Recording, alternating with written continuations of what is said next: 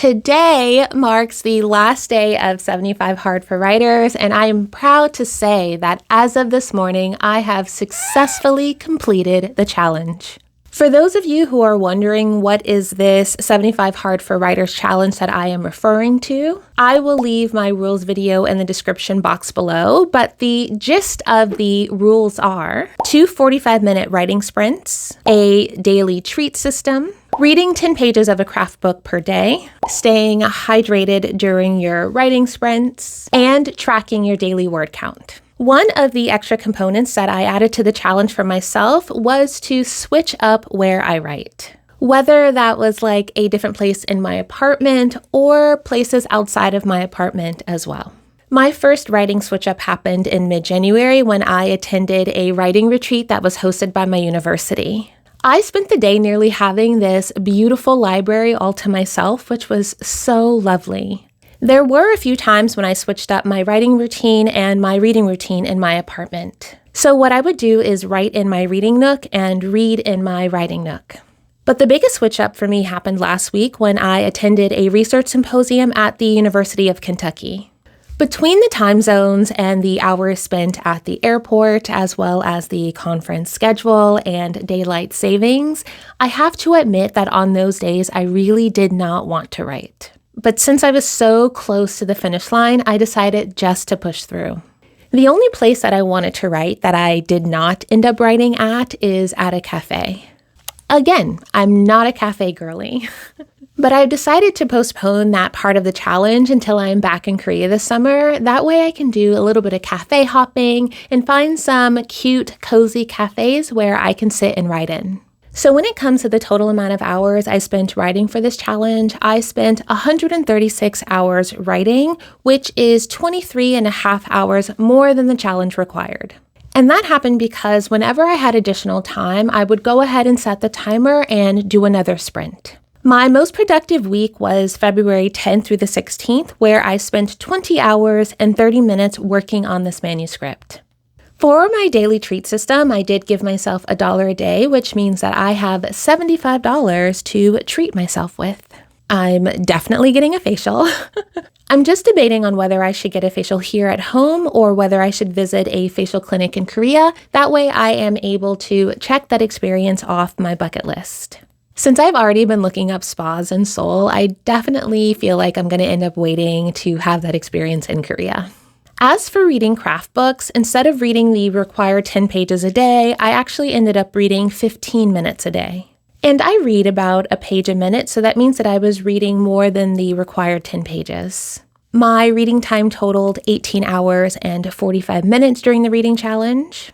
During the challenge, I read Save the Cat Writes a Young Adult Novel by Jessica Brody. If you are writing YA, I highly recommend that you read this book. However, I don't think that this book is the best for beginners. If you've never written a YA novel before, I do feel like this book will be a little bit overwhelming. However, if you've already finished the first draft of your manuscript, I honestly think that this book will take your novel to the next level. For me, this book gave me so much clarity on narrative beats and how those narrative beats play out in different genres. In the book, Brody talks about 10 different genres that your manuscript will most likely fall into.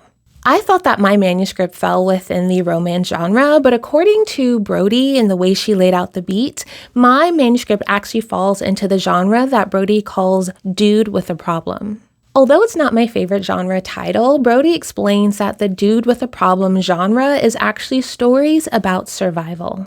So Brody writes, this genre is named for the ordinary dude or dudette who finds themselves facing extraordinary circumstances and must rise to the challenge. So a well-known dude or dudette with a problem novel that you have probably heard of is The Hunger Games by Suzanne Collins. And it wasn't until I read Brody's beat sheets for The Hunger Game that I realized my narrative beats were actually more closely aligned to that of The Hunger Games than the romance novels that she talks about in the book. Which was so helpful for me because it gave me a new perspective on my novel as well as a new perspective on my protagonist. I thought that I was writing a novel about love, but it turns out that I'm actually writing a novel about survival.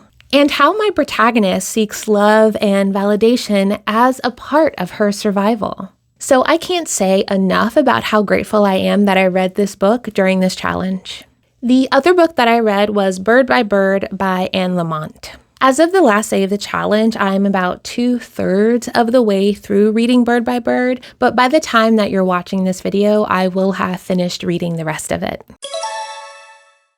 As for staying hydrated, I probably drank around 4 to 6 cups of tea a day during this challenge. What can I say? I really enjoy drinking tea. Now, as for my daily word count, during the challenge, I revised 55,844 words, which means I've edited a little bit more than 65% of the manuscript during these 75 days. On my word tracker, you can see how long it took me to rewrite each of the chapters. And a few things that I want to point out is that on January 18th, you can see that I completed the first 50 pages of the manuscript in order to send it to my editor, which I sent on February 1st. I received her feedback on February 7th. There were probably more than 200 comments that I received on those first 50 pages that I then spent the following week revising in order to get those first 50 pages well done, and that way I was able to then move forward. And honestly, sending my editor those first 50 pages this early in the process was the best thing that I could have done, because I was able to move forward with a much stronger plot line as well as higher stakes for my protagonist. You can see in my word tracker that the longest chapter it took me to revise was chapter 20, and that took me 2 weeks. So I was having to do this huge overhaul of what Brody calls the fun and games section that ends up leading to the midpoint. So now my midpoint is so much stronger thanks to the suggestions made by my editor, as well as the suggestions listed in Save the Cat. So now that I've completed the challenge, you might be asking, well, what's next? Firstly, I'm going to continue with the 2 45-minute writing sprints until the end of the semester. I'm also going to move my writing schedule back to Monday through Friday and write on the occasional Saturday and Sunday when I'm feeling extra inspired or when I just have additional time. Secondly, I will be continuing my treat system, but instead of having a daily treat system, I'm going to do a draft treat system, meaning for every draft that I complete, I will then treat myself. Thirdly, I'm going to continue reading craft books. This book was actually recommended by an author tuber that I watch. Her name is Meredith E. Phillips, and I will go ahead and link her video in the description box below so that you can hear her review it for yourself. Fourthly, I will stay hydrated and continue to drink all the teas that I want during my writing session. And lastly, I'm going to keep tracking my word count because I do enjoy seeing how long each chapter takes me to revise. And I just like having that kind of data about my writing process. So that is it for me. Did you complete the 75 Hard for Writers Challenge? How did it go? Or did you just happen to stumble upon this video and you are going to start the 75 Hard Challenge now? Either way, feel free to let me know so that I can also cheer you on. And as always, thank you for watching, and I will see you in the next video.